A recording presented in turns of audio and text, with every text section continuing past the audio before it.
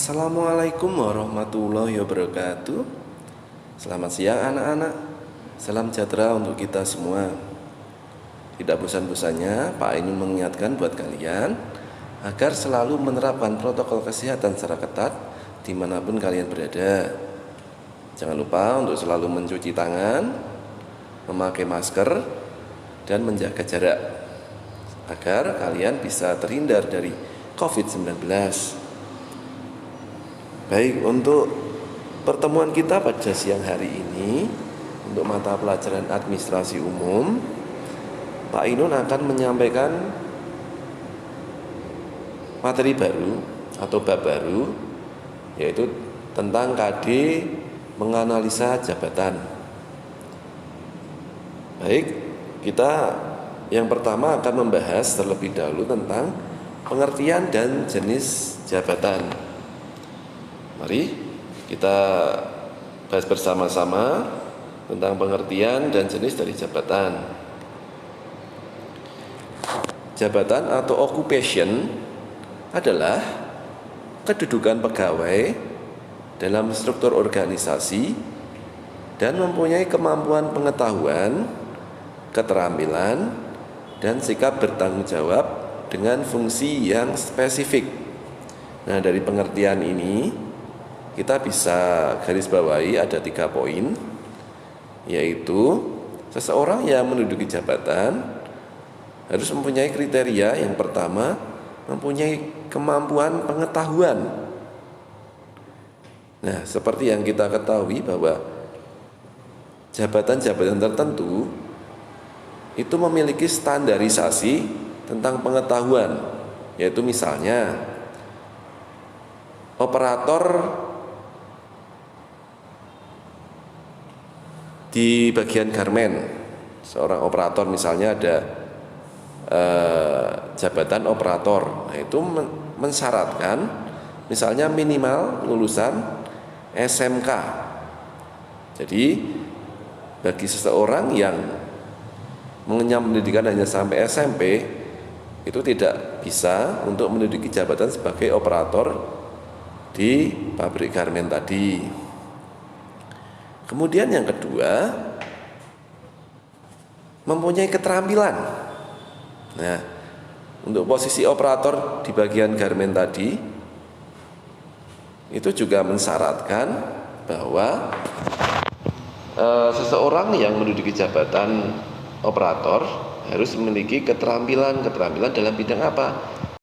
Keterampilan dalam bidang menjahit. Jadi harus bisa menjahit. Kemudian yang terakhir yaitu memiliki sikap bertanggung jawab. Karena kalau seorang tidak memiliki rasa tanggung jawab yang tinggi, maka dia akan melaksanakan tugas seenaknya sendiri, sehingga tentu akan merugikan. Siapa yang rugi? Merugikan perusahaan atau organisasi. Kemudian jenis-jenis jabatan. Ini saya ambil ada 4 poin. Yang pertama, kepala kantor atau pimpinan atau direktur kantor,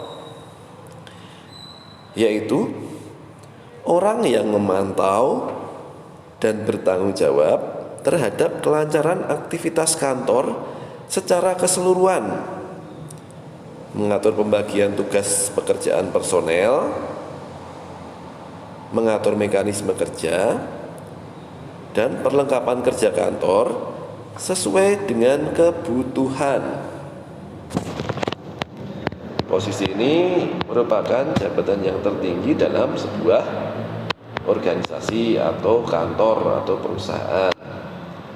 Kemudian yang kedua, manajerial atau manajer, yaitu orang yang memimpin dalam pelaksanaan pekerjaan dengan menjalankan fungsi-fungsi manajemen. Apa saja fungsi manajemen?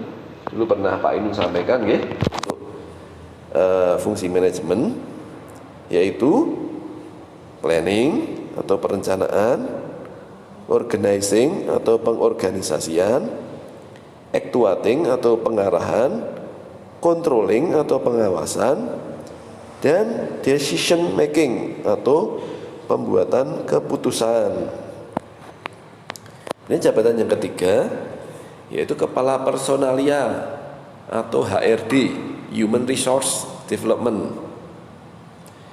yaitu seseorang di bagian khusus kepegawaian yang tugasnya menentukan tenaga kerja yang sesuai dengan kebutuhan perusahaan, kemudian mengatur atau mengkoordinasikan hak-hak pegawai, santunan kesehatan, dan lain-lain. Dan jabatan yang terakhir yaitu Kepala Tata Usaha atau Kepala Administrasi, yaitu orang yang menentukan garis-garis kebijakan dan tujuan yang harus dijalankan oleh kantor, serta memberikan pelayanan teknis dan administrasi kepada satuan unit di bidang ketatausahaan. Misalnya perencanaan, pelaporan, kepegawaian, keuangan rumah tangga, perlengkapan dan peralatan kantor. Demikian pelajaran untuk siang hari ini. Mudah-mudahan materi yang singkat ini bisa kalian terima dengan baik, sehingga setelah pelajaran ini kalian bisa memahami dan mengerti apa yang dinamakan pengertian jabatan dan jenis-jenis dari jabatan. Sekian yang bisa Pak Ainun sampaikan. Saya akhiri. Wassalamualaikum warahmatullahi wabarakatuh. Terima kasih.